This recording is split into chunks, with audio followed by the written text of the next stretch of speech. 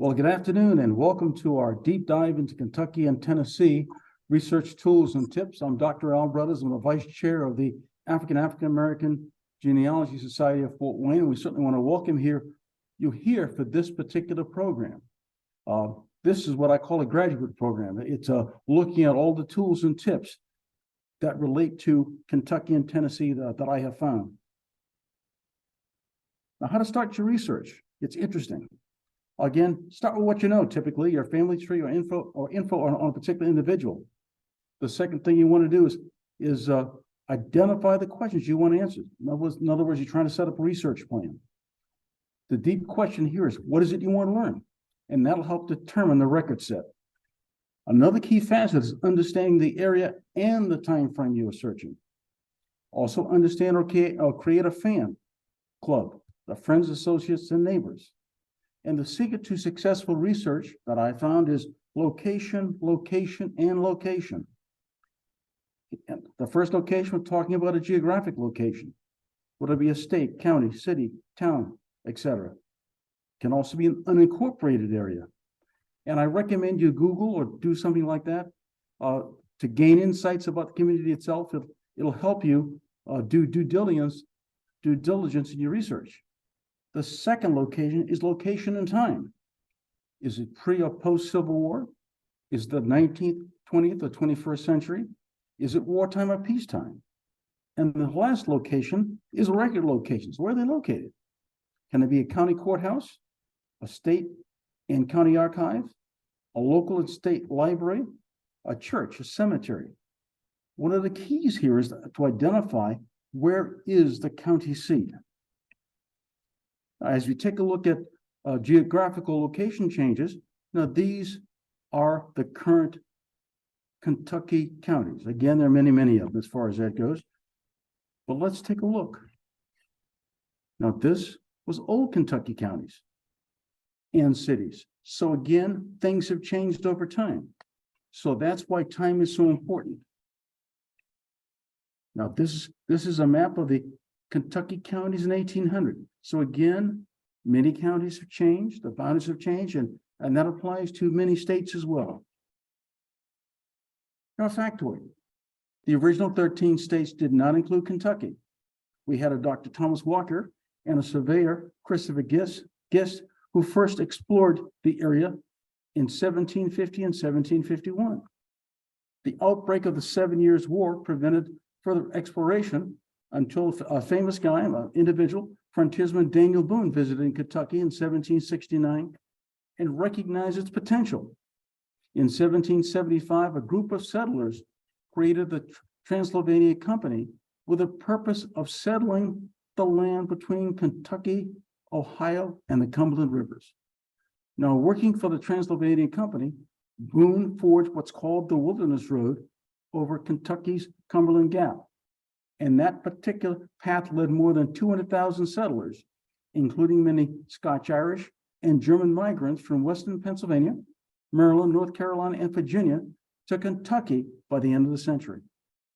Fort Harrod was established in 1773, and Harrodsburg became Kentucky's first permanent settlement in 1774. Boone also established the Boonesboro Fort, which is obviously as a result of his name. Now, Virginia annexed Kentucky and made it a county of its colony in 1776. Now, after the colonists won the Revolutionary War, the Kentucky settlers began a separatist movement for independence from Virginia. On June 1st, 1792, the Union admitted Kentucky as the 15th state. Locations and time. We're talking about pre-Civil War. We're talking about slave states, non-slave states. The post-Civil War era, World War I, the Great Depression, World War II. Each one of these time periods has its own record sets and again involve for interesting ways to do research. Now, record locations themselves, local records, town records, city records, county records, state records, and these are related to data sources and information. Now, what are the information sources? Again, census records, both federal and state, tax records, land records, probate records, wills, slave census records and slave sales, slave records themselves. Again, the standard marriage, birth, death, and divorce records. Directories, we're talking about town, city, and other directories. Annual reports, newspapers, whether it be local, national, town, or there may be community, cultural, or ethnic. Obituaries in a community, in a newspaper is really particularly in years past, there have been a tremendous wealth of information relative to a particular family. Church records, school records, Social Security records, when you can get a hold of them, military and pensions records, Freeman Bureau records, and institutional records all can be used to help provide a broader sense of information for your family and a particular individual. Now, how to search. I use the term be a history and genealogy detective. And the first thing is establish a research plan. Define the process with a written plan. Again, what are you looking for? Vital information, relationships, movement patterns, occupations. These are the kinds of things that may interest you as you try to develop a picture of your family and of a particular individual in the family. One of the key things you need to establish are define what you already know or suspect. But again, obviously the name, and remember the name may be different. Someone may in fact be using a nickname or a pseudonym, birth and death dates, family members, other family members, and actually family names. What are the family names? You're also looking at what time period and location are you trying to investigate? Also, did anyone serve in the military?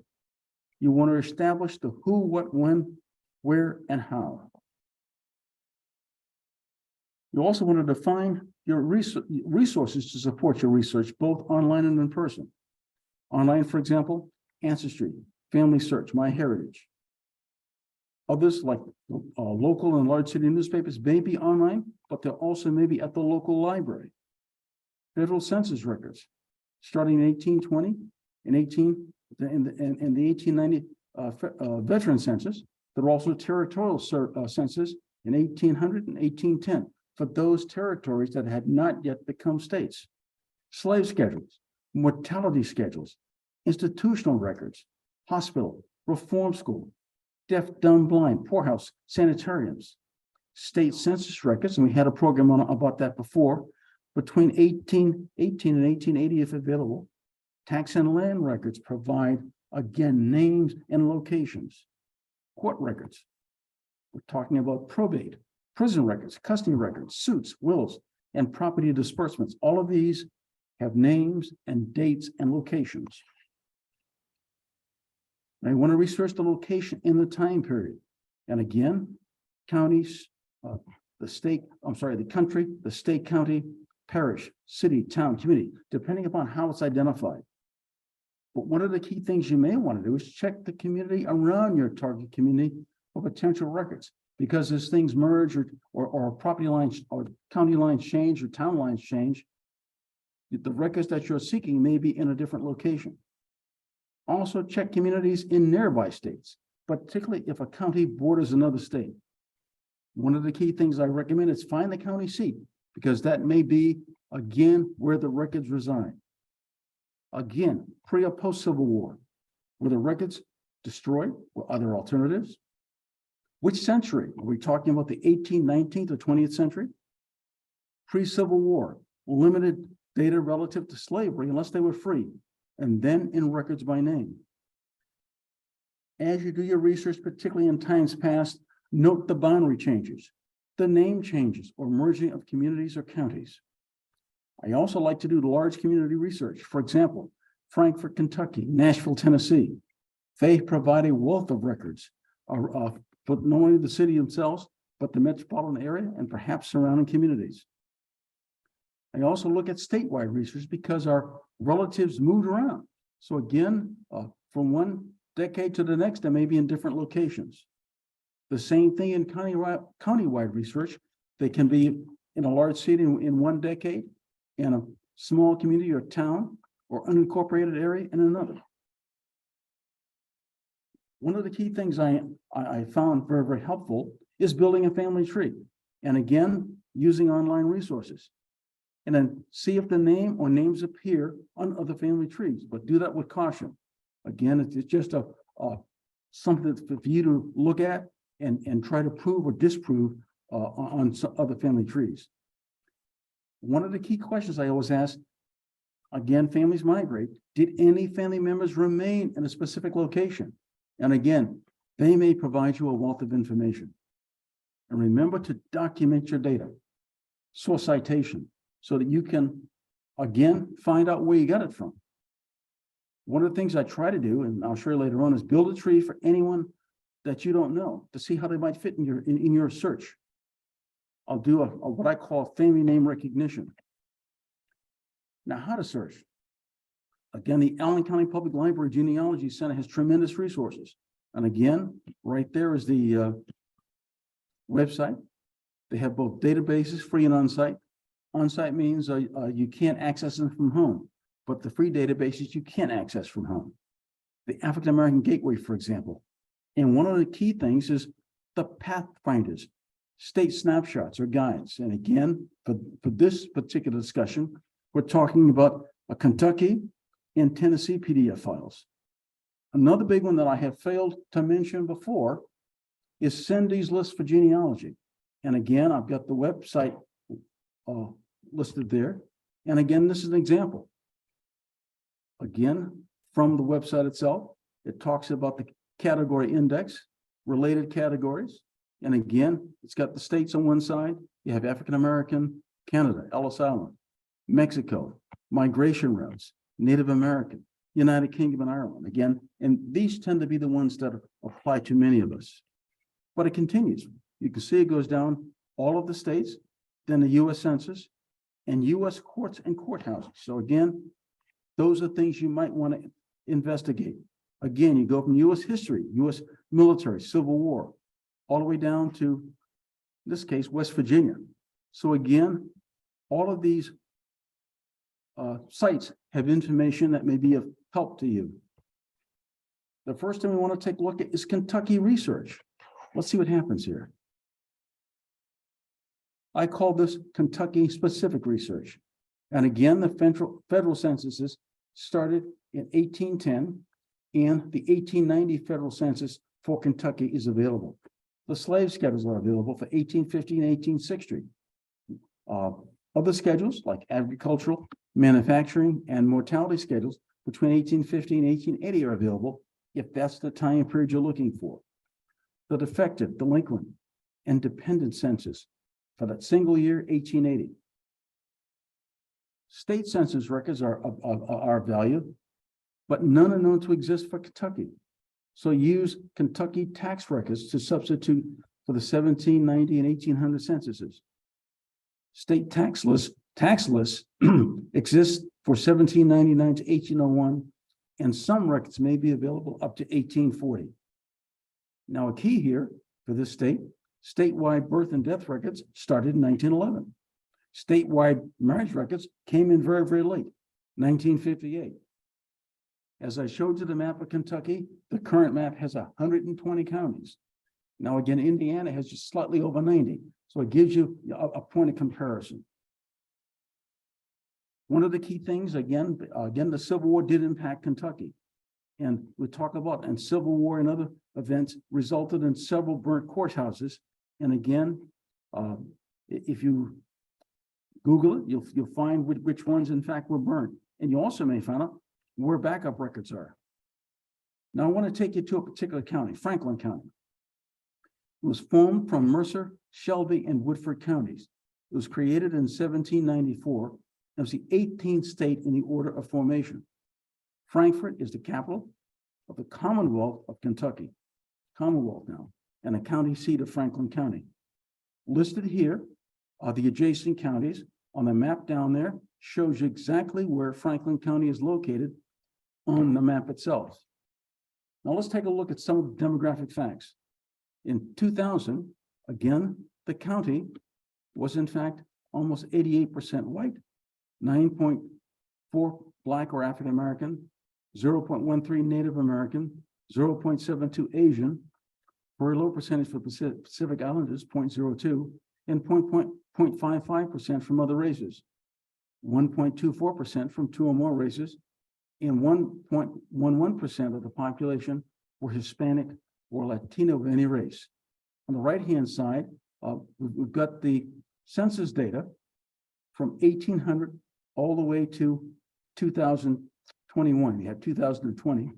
2021 is an estimate.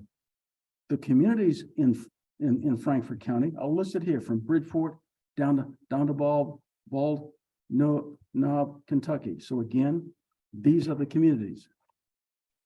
As we mentioned, Frankfort is the capital city, and the population of Frankfort was 28,000 in the 2020 census.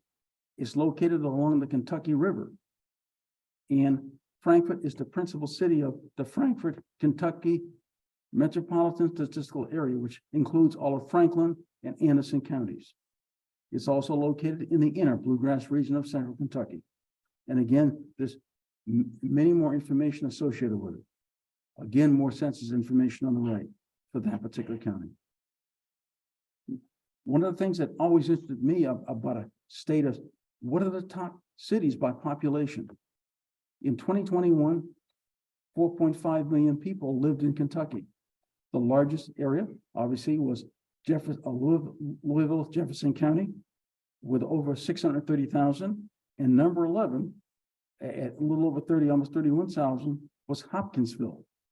So there were 549 Kentucky cities total in the 2021 community survey. Now, what are the online resources? And again, this is a first one here, and you have it, again, the handle has a list of all of these. The African American Genealogy Group of Kentucky. Again, that website specifically geared toward African American genealogy. You've got, in this case, the State of Kentucky Records Guide. And again, from that website, Kentucky Genealogy Guide, it provides all kinds of information. And again, it talks a little bit about Daniel Boone, when the counties of Virginia beyond the Appalachian Mountains became known as Kentucky County, and the like. And on the right-hand side, you'll see county records, county search by county records or search Kentucky records, and also a table of contents for the site itself. Now again, you know, there were 2 lost counties in Kentucky. As the state changed, 2 counties were eventually done away with. Beckham County was dissolved in 1904, but the state still has some postal records and marriage records on file from that county. The other lost county really isn't lost. The name was simply shortened. It went from being called Josh Bell County to simply being called Bell County. So again, it gives you some insights, you know, in terms of what happened. And that occurred in 1873. Then you have paper trails. It talks about paper trails. It talks about information located at the daughters of the American Revolution and the sons of the American Revolution. The Kentucky GenWeb site. Again, take a look at what it has. Maps, Kentucky governors, registries, societies, African ancestral genealogy, and the like. Census records online. So again, it gives you some information, and on the bottom here, it talks about the adoptable counties. Access genealogy. And again, the main menu on the left, again, extends from, that I picked up, was Black genealogy, cemetery records, census records, databases, genealogy, military records, Native American, and vital records. So again, you can use this site to tackle many of those topics. Now let's take a look at a few of them. Black Kentucky genealogy. You have WPA slave narratives, African American census records, and African American cemeteries. Again, if you're searching in Kentucky, you might take a look at this. Also Bible records. And there are a number of Kentucky bibliographies, I should say biographies. Now let's take a look at Kentucky genealogy trails. And it's a part of the Genealogy Trails History Group for many states. And again, it has state data, African American, crime and punishment, government records, marriage records, military records, state newspaper data. And one of the interesting ones down there is the 1833 cholera epidemic. So again, allows you to take a look at a little bit more insight in terms of that particular statewide data. Now using and looking at the African American records, we have one of the key slave era insurance policy registry, as well as the slave narratives. We also unfortunately have the Kentucky lynchings from 1882 to 1921. So again, it's very, very rich in different kinds of information.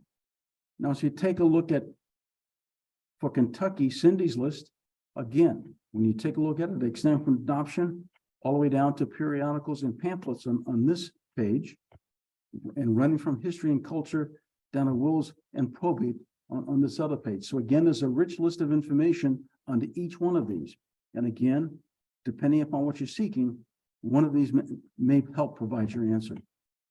Now, what about online resources for Kentucky? I did a Google search in Kentucky and came out with a number of these things, and they're actually on the handout. So again, all of the things that I talked about are on that handout itself. Now, what about library and research resources? And again, they're listed, and we'll see a few examples of what's available. But again, these are keys for particular locations. And again, if you suspect your family members or other people you're seeking lived in these areas, you might check those websites. An example, the Lexington Public Library. It's got databases. It's got genealogy and local history. It has Ask a Librarian. Again, so you have questions about that area, you might, in this case, email a librarian who may lead you in the right direction for information that you're seeking. Again, this is Fayette County Clerk. And again, it gives you information on genealogy research, land records, plats, old surveys, deeds of restriction, easements. Again, these are the kinds of things that help you further refine your research. Now, George Kuhn Public Library, nice looking library there. It talks about genealogy, find your past. And again, it gives you a whole host of things that are available. Family files, microfilm, and the like. And you're talking about film strips and film series. But again, these are an example of what's available and how it's portrayed on a particular site. Now, one of the things I like here is our research tools. So again, those are the things I tend to look for. And this is what it talks about. It has a vast wealth of online resources. And also I'll use the term books and other items as well. And again, it shows you what's available. And again, on the lower left, genealogy and local history. So again, as you look through these, they may help you further refine the research. Now, this is the Louisville Free Public Library. Again, you have research tools, internet link, Ask a Librarian. So all of these things are available to you. Obviously, Ancestry.com, the Courier Journal on ProQuest and the like, the internet links. And again, it shows you the African-American links. It has a biography and genealogy gateway. It has people and organizations. For example, the Louisville Urban League or the Martin Luther King Jr. Paper Project. And also has a wealth of information on slavery relative to their area, from the Freeman Bureau records to Africans in America, the Underground Railroad, and in the National Underground Railroad Freedom Center. So again, there's quite a bit of information in that region. Now let's contrast Kentucky. Now, it became a state in 1796. There were 14 counties in 1796. There are 95 today, very similar to Indiana. They started compiling birth and deaths in 1914. Marriage records started in 1915. The federal census started in 1830. It also has an 1890 federal veteran census. Has similar access to the 1850, 1860 slave schedules, the agricultural schedules, the mortality schedules, again, 1850, 1860, and combined 1880, and their state census records from 1891. Now, as you take a look at the county map with the county seats listed, again, you can see the breadth and depth of this of the state of Kentucky. This is an old map, just showing you a little difference here. And again, as you take a look, some of the locations look a little different. Now, the Tennessee GenWeb project is really one of the neat tools because it also has Tennessee County formation maps. So again, if you want to do research on how a county was formed, again, this is a good resource.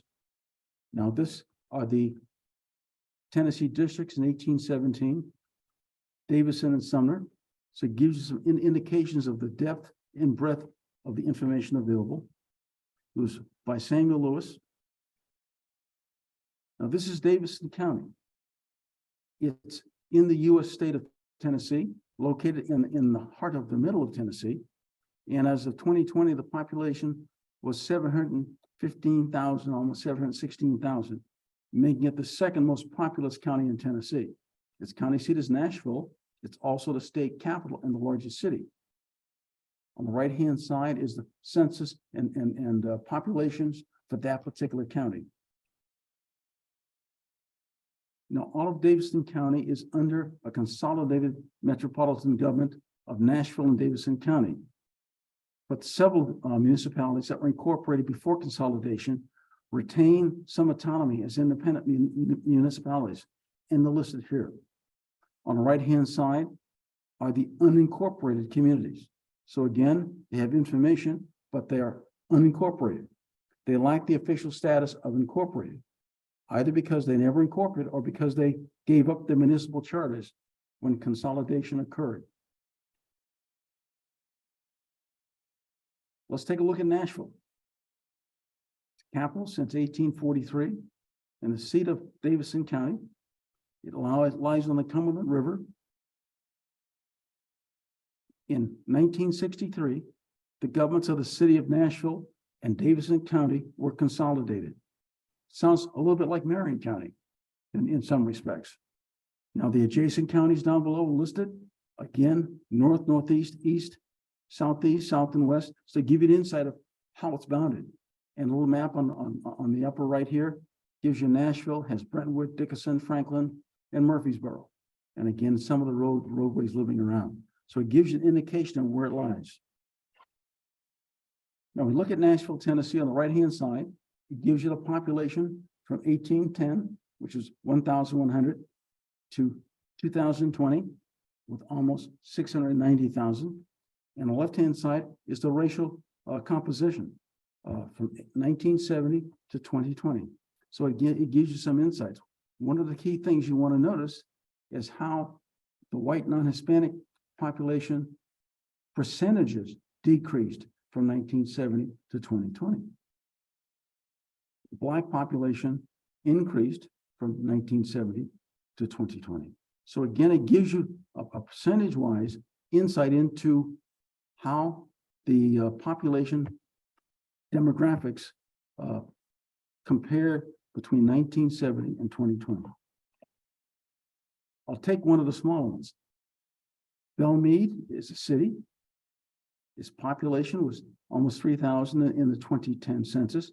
Now, if you take a look on the right-hand side here, you get historical population. So it gives you an insight of what the population growth was.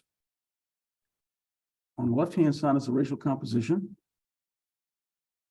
And again, some insights in terms of this particular location. Where's it located? And again, you've got the location itself, the county, and the little town we're talking about, Belmead. Another one is Berry Hill in Davison County. And in the 2010 census, the population of the city was 537. But if you look at the historical population on the right-hand side, 1950 is almost 1,300, down to the 2020, which is a little over 2,000. And again, we have the racial makeup listed here. The reason I look at the racial makeup is if I'm looking for an African-American family, if it has a low percentage, sometimes it may or may not be there. Or alternatively, it may be there and it may be very distinguished or distinguishable, again, because of such low numbers. Now, what about the top cities in Tennessee? by population. In 2022, there was a little over 7 million people in Tennessee. And the top 10 cities by population, obviously Nashville, Davidson, 708,000 all the way down to Hendersonville with almost 61,000. So it gives you an idea when you take a look at cities like Chattanooga, what's the size? Knoxville, what's the size? Memphis, what's the size? So again, it gives you a little bit of perspective of what those communities look like. Now, this is the list which you have with the online resources for Tennessee. And again, these are very, very rich information sources. And again, this is the list of the Tennessee libraries and research centers. And again, you have that also on your handout. These are places, if your relatives lived in those areas, those libraries or research centers may harbor information about them. Now, what about the online Tennessee website? Let's take a look. It says research your genealogy. Again, this particular one in Nashville has archive records pertaining to genealogy, birth records, obviously, death, marriage records, wills, directories, which are interesting. Now, you'll see why in a little bit. Court records, cemetery records. Again, it's a very, very rich resource for Nashville. It also has African-American history. County court records for the African-American Marriage Index between 1789 and 1905. Cemetery records, Nashville Globe obituaries, and the Nashville Slave and Free People of Color database. So again, as you do your research, these are the areas you may want to look at. And it does have a research guide to African-American genealogy and research. Now, the Nashville Slave and Free People of Color database, it talks about the movement of enslaved African-Americans before emancipation. And it was based on records found in the Davidsonville County will books from 1780 to 1865. So again, this is another rich source of information relative to African-American families who were both free and enslaved.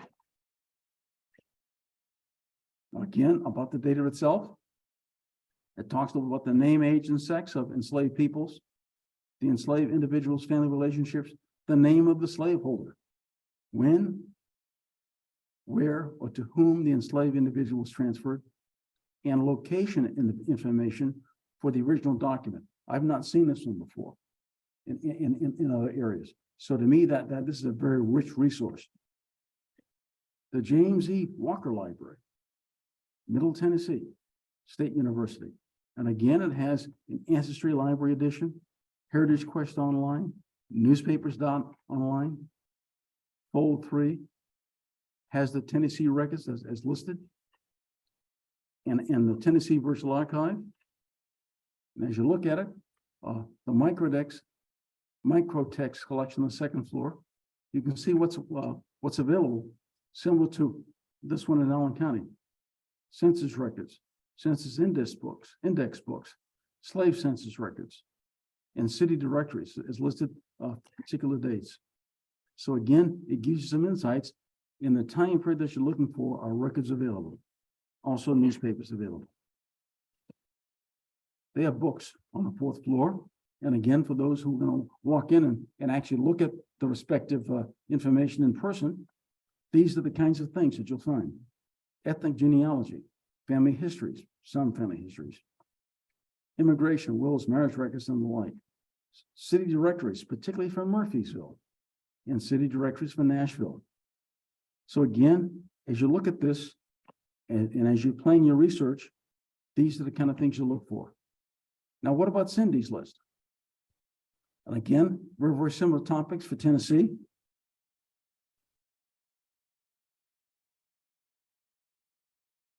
Again, one of the key things that I always like to look at are occupations of people. Has a special top here on slavery, wills, estates, and settlements. So again, this is a rich source of online available information. Now, what are some of the other resources? We do have the Ancestry Cart Catalog. We have the Family Search Research Wiki. And as we've been looking at, Cindy's list itself. Now the card catalog for Kentucky. And again, this is just a snapshot of results of 1 to 25 of 216 relative to Kentucky itself. You've got the non-population schedules from 1850 to 1880, the Confederate pension applications, 1912 to 1950, nationalization records, Confederate pension records, Montgomery County, Tennessee, obituary collections, early land registers, and the like. So again, these are all available and searchable on the card catalog. When you go to Family Search for information, and again, it gives you background information, starting with Daniel Boone, talks about getting started with Kentucky research tools. The same thing with Tennessee. Again, getting started and the research tools. When you take a look at Kentucky, and again, you're trying to find information in ancestry, this is what's available. Census and voter lists, birth, marriage, and death information, military information, immigration information, periodicals, some pictures, directories, and member lists. And in the African American area for Cindy's list, again, very similar information as was in Kentucky and Tennessee. Now, one of the things I was going to do is, here in this case, is the brothers family diaspora. And again, we'll talk a little bit more about it. I did a little research on Kentucky brothers families, African American families in Kentucky and Tennessee, and the question was, are we related? Well, I found two by name, Joe brothers and Allen brothers in Tennessee, and one indication of a brothers family in Kentucky, which I could not research further. The second big bullet talks about families in Kentucky and Tennessee in 1940 and 1950, U.S. Census of death records. Couldn't find any. We have a case study and with city directories, for example, and the possible reasons for an inability to find some of these records. Number one, the lines died out. And again, you think about the male line. If all the males had girls, then the name obviously dies out. With the women, in marriage, names changed. And the other be migration to other states for jobs. Now, research approaches for Kentucky and Tennessee. One of the key things I recommend is locate and investigate the communities. Locate family name or names. Look at a fan club. Can you recognize other names and records from one record to the next? I always ask myself, where can you find other records or information? There may be church records, cemetery records, directories, newspaper. When I look at the question of what time period, and if they migrated, when did they leave? Did they leave? Where did they go? And did family members remain in the area? As we talked about before, build family trees and histories and use the power of ancestry of family search in that endeavor. Now, in summary, just for this section here, a deep dive requires a detective's approach. What are you seeking? What is your evidence? Build a straw man and work with it. Who, what, where, why, and how can build and tailor your research. What records will support your research? Locate where your relatives lived, county, city, town, unincorporated areas, and do your due diligence to understand the community and the area and the time period you're looking at. What time frame did they live there? Investigate the occupations and other potential records like tax voting records and school records. Also, try to investigate the migration path they chose and who stayed behind. Now, I'm going to do now is going to do a brothers family case study here. And I'm going to stop sharing this one. And let's see here. Share screen here.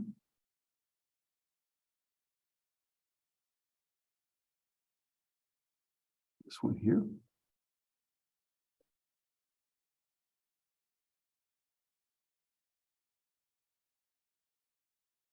This thing here. Okay, let's start from the beginning, from the current slide here.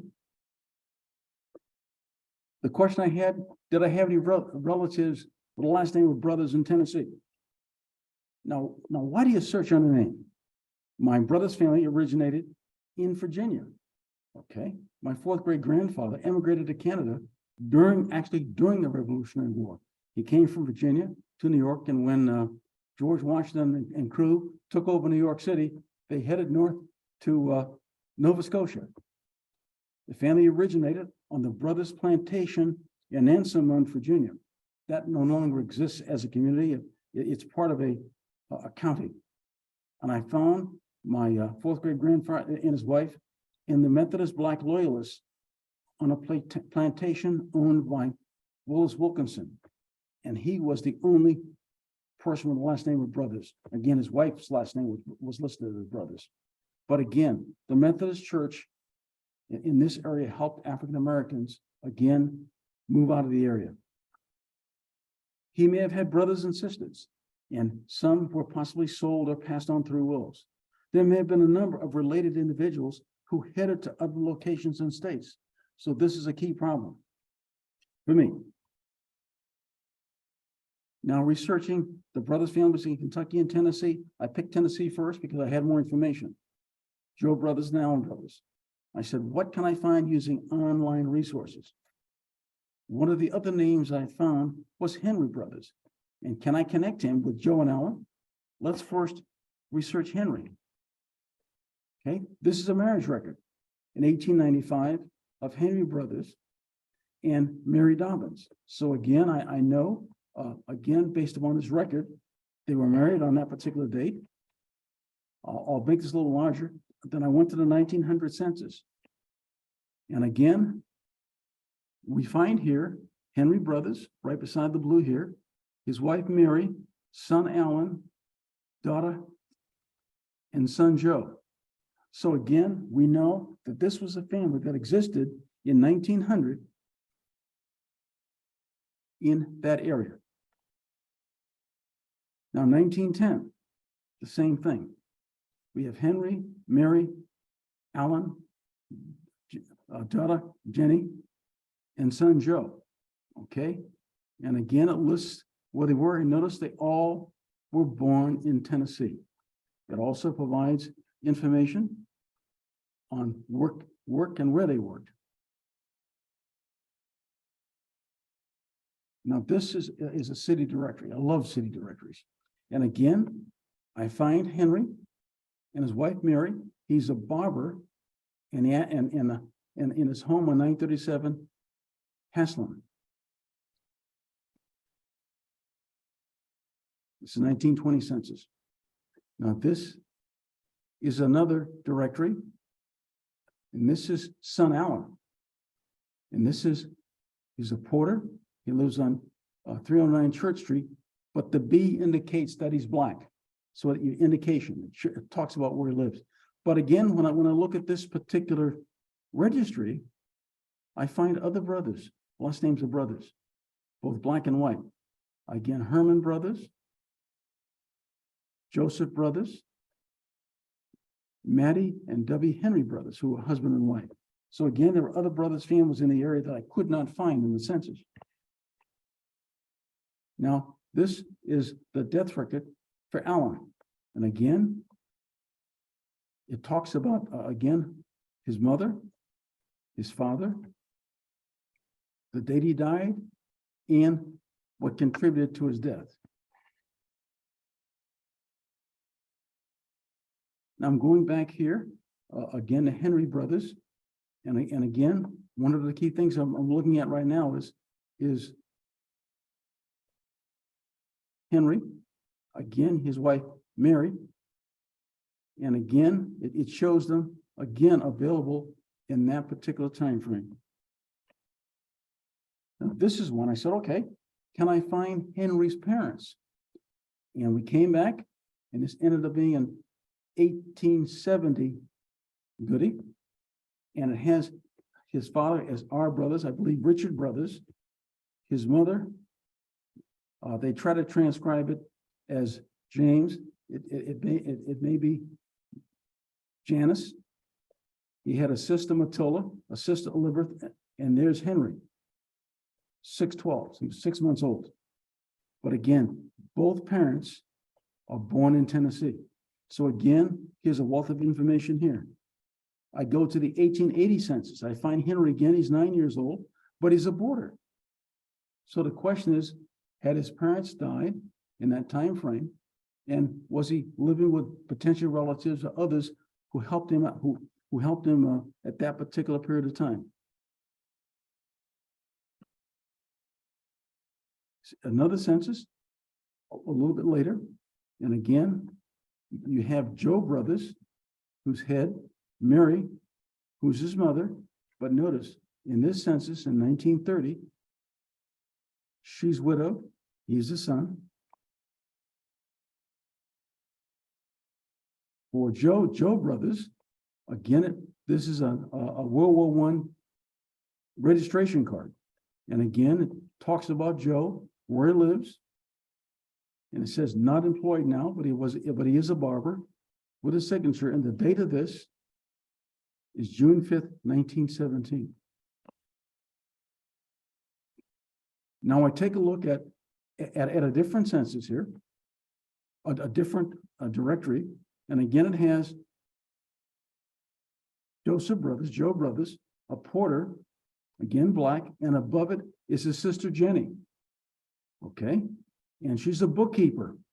And again, if you notice, they live at the same address. Now again, Joe Brothers, again, this ends up being his death record. He died in 1930. Again, we have a condition. And the informant was his mother, Mary. And with her address, 1011 10th Ave North. So again, we have some information. So what can I do with that? This next one is the death of his father in 1924. The 1930 census showed that his mother was a widow. Again, because his father was alive in 1920. So again, it gives his father's full name. Again, his father's name. It says Dick, and I think it's Richard. And again, born in Tennessee, but they said the informant did not know. In this case, Mary did not know who his mother was. Now, when I look at the Nashville, Tennessee city directory from 1940 through 1947, we do have Mary Brothers, and again, listed as colored. The address, 4344, part of that directory is missing. I do find another Brothers, an African-American, George B. Brothers, who's a physician at Meharry Medical College. And Mary is there in 1944 to 1946. George Brothers is there in 1946 and 1947, but Mary is missing. The question is, where did she go? Well, let's take a look at this. Colored out-of-town deaths in the Nashville Banner, 1955. It talked about Mrs. Mary Brothers, and again, died, and she died in Windsor, Ontario, Canada. So again, she moved in with her daughter. Her daughter is there with her husband, Dr. E.J. Taylor, and again, living in Ontario. But notice that they talk about, again, the body has been shipped and remains will arrive at Fayetteville. And Tuesday evening at 8 p.m. and repose at the funeral home with the address. Funeral services are going to be March 9th, 1955, and where's the interment going to be? Now, this is interesting. Again, I just took a snapshot from the Nashville Globe, 1917.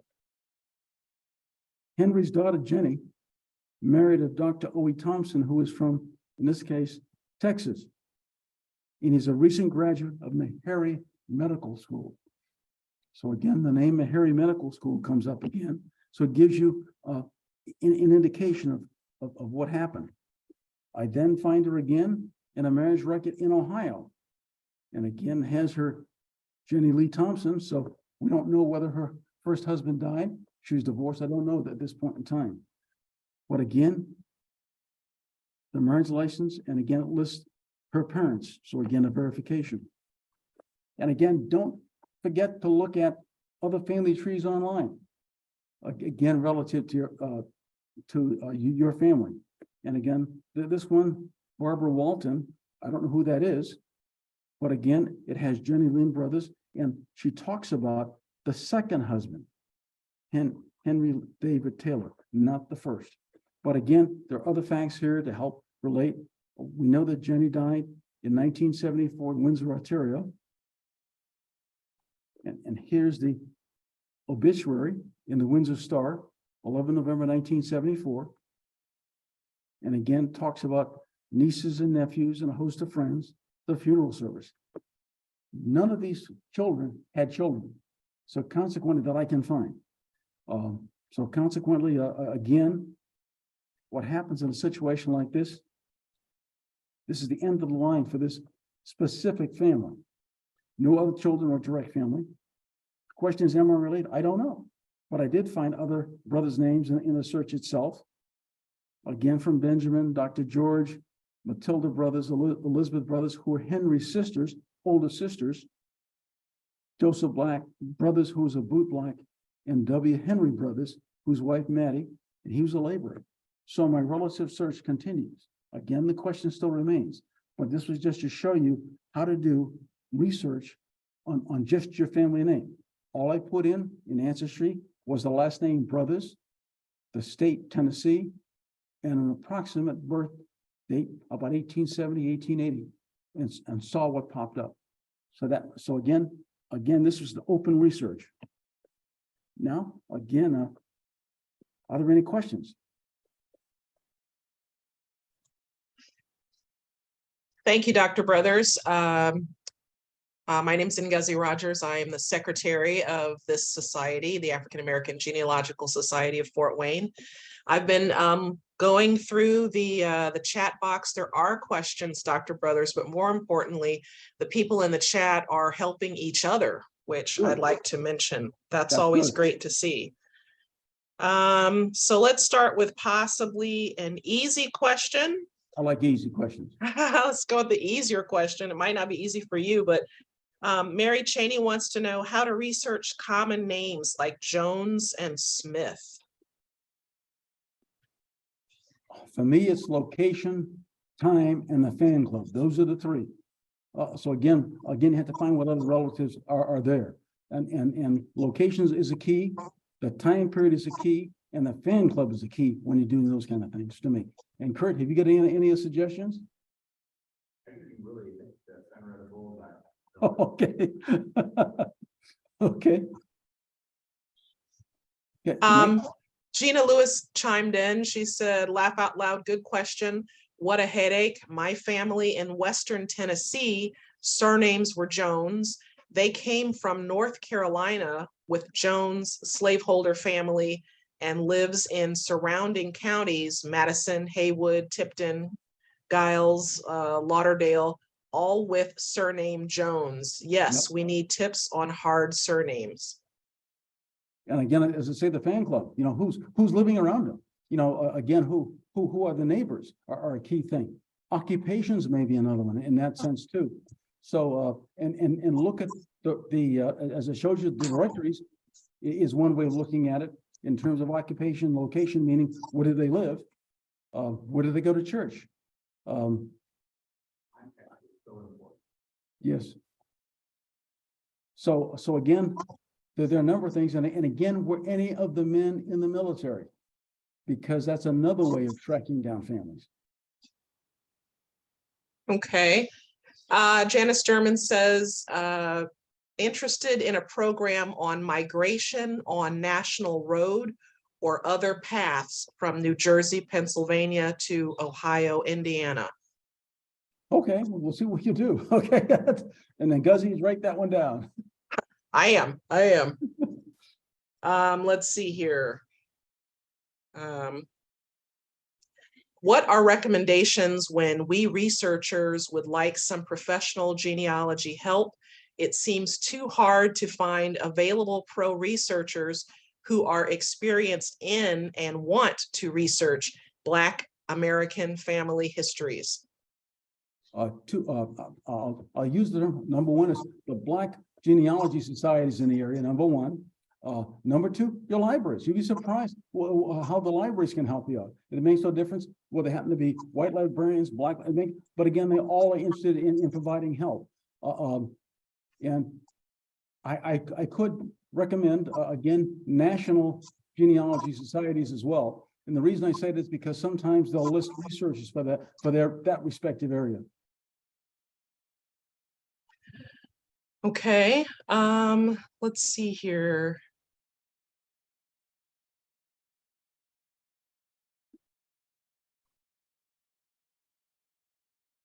Gina Lewis says, I joined this meeting because a lot of folks don't cover Tennessee. My family has and still lives in Western Tennessee since 1820 via Wow. North Carolina with their slave masters. This information is great about beginning research. Me, I am a little further back in research, 1700s with my African-American family. I hope I can learn something to help with my research. We'll do our best to help in that sense too, because my family in New England goes back to 1680. So it gives you a hint, again, many African-American families, do go back that far and do have information relative to their family members in those eras. Okay.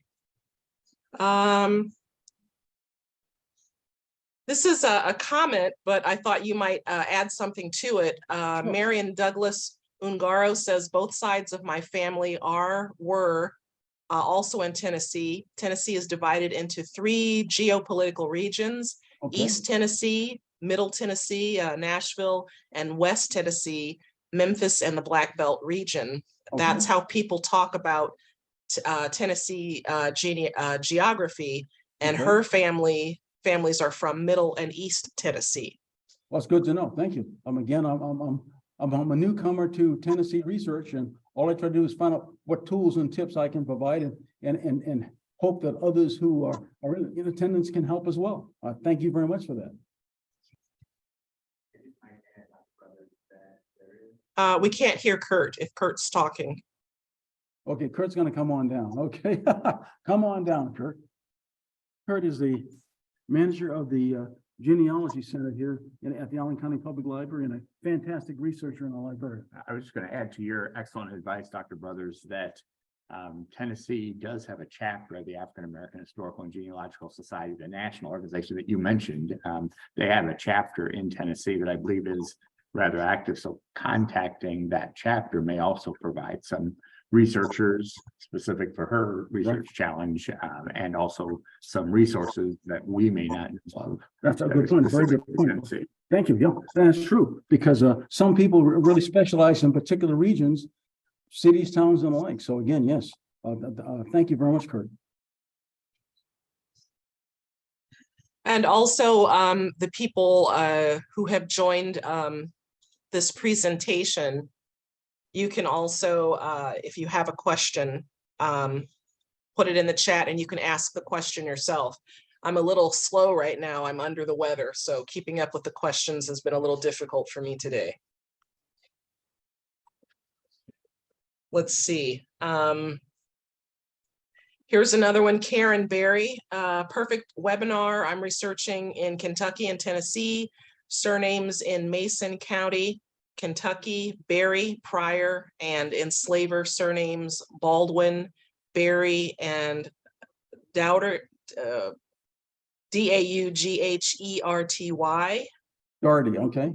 Okay, so Karen says, my great-great-great-grandparents are free African-Americans from unknown county in Tennessee, Cowan, C-O-W-E-N or C-O-W-A-N, and migrated to Ohio in 1843. Two goals for Karen are to trace them to their originating county in Tennessee and to find out if they were emancipated or born free. She suspects emancipated. Again, the archives, the state archives, could help provide some good information in that area. And a researcher in that area, again, as Kurt mentioned, national organizations do provide assistance.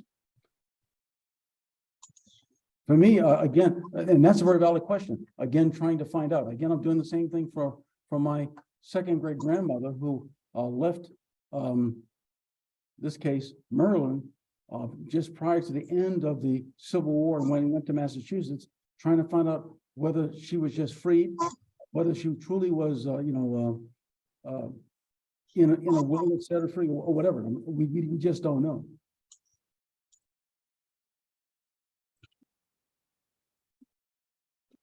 Let's see. Several comments here. Marion responded, what Professor Al said about researching further back is very important.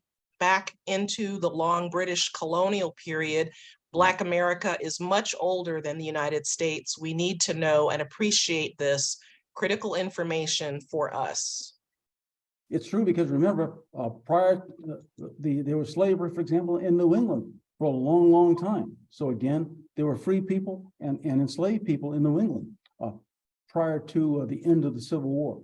So again, as you go further back to the Revolutionary War, again, you'll find out there were about 5,000 African Americans who fought for the what we now call, the federal. But there were almost 16,000 that fought for the British. So again, and I have one fourth great grandfather on each side.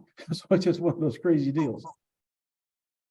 Okay, so Nikki has said her brick wall is her mother's paternal side. She only knows her immediate family, and the family name is Moxley/Bartlett. Does she know the location that they came from? Because that's a key. Let's see, Nikki, if you want to add that in the chat. I know later she said she's also researching the following surnames: Drew, two spellings, D-R-E-W or D-R-U-E. Okay. Gooch, G-O-O-C-H. Oh, she just said in the chat she believes Wilson County, Tennessee, but she's not sure. Again, I'd start there first, in that sense, and check with the library there and see what kind of information. Check with the Historical Society and the Genealogy Society in those areas first. Again, if they were free in a particular period of time, they may be in the directory. She says, sorry, she says she's been to the archives there. Okay. But it sounds like it might not have been fruitful if she was asking that question. Okay. Are you talking about the which I mean, in the county archive or the state archive? Nikki, she says both. She's been to the Okay. county and state. Okay, I'd have to dig a little deeper. My suspicion is sometimes people didn't show up in some of the records. To be honest about it, in that sense, I try to find the closest U.S. Census record, to the time period you're looking for, to see if they're listed in that census record. And remember, the name can be misspelled badly, and that's part of the problem. Come on down. Kurt's going to come on down. And that's what Nikki said. She says, that's what I'm afraid of, that they were using a different last name. Go ahead, Kurt. This really isn't me being Al Brothers' biggest fan, but I am a big fan of Dr. Brothers. But I just wanted to reemphasize a point that he made earlier about asking archivists and librarians. So the Tennessee State Library and Archive is a phenomenal facility. And even if you've done research there on your own or with a group, if you haven't interacted with an archivist, a record specialist, a recently retired archivist and state librarian, Chuck Sherrill, he and his team over decades have built an amazing collection. So Dr. Brothers is very correct, and engage with the staff there about a specific time period and a specific family name, and they may be able to provide a lot of help that you and I wouldn't be able to negotiate on our own. Yeah, and I want to say an example was my wife's maiden name is Wooten, and we went to the archive in Richmond, Virginia, and we were able to do, using the help of the staff, the archivist there, able to find out more information about her family. That's not on a ancestry or family search. How her, I guess that would have been a second great grandfather, got land. And again, it was given to him, again, by the people he worked for. So again, you'd not find that out unless you'd gone there. Here's an interesting question, Dr. Brothers. Karen Mhm. Barry asks, which reference books and records have the most information about researching free African Americans' lives before 1850? She discovered one thread while researching the fan of her great-great-great-grandparents, a possible enslaver from Tennessee, of their close Okay. neighbor in Ohio. Yep. So any reference books or? I'd have to go look up. My recommendation is go to Allen County Public Library website and see what's available. To be honest about it, that there may be books that they can recommend that are available. I off the top of my head couldn't tell you again without doing that kind of research. But again, those PDFs that we had for Kentucky and Tennessee that are available, again, you can get them off-site. As far as that goes, provides a wealth of information. And again, you might just pose the question on Google. You'd be surprised what Google provides. That is true. That is true. It is 3:10. We normally end at 3 o'clock. I have put our Facebook information in the chat. Oh, Marion Douglas kind of answered that question. She said foundational books for early Black Americans. Oh, my chat went away. Rough Crossing, Britain, the Slaves and the American Revolution. Okay. Also Black American historian Gerald Horn. She's put several books into the chat. If anyone would like a copy of the chat, I'd be more than happy to send it to them. Good question, and thank you. I love the answer. It provides more information for all of us. And Dr. Brothers, before we go, just let the people know more about you and what you do for our society.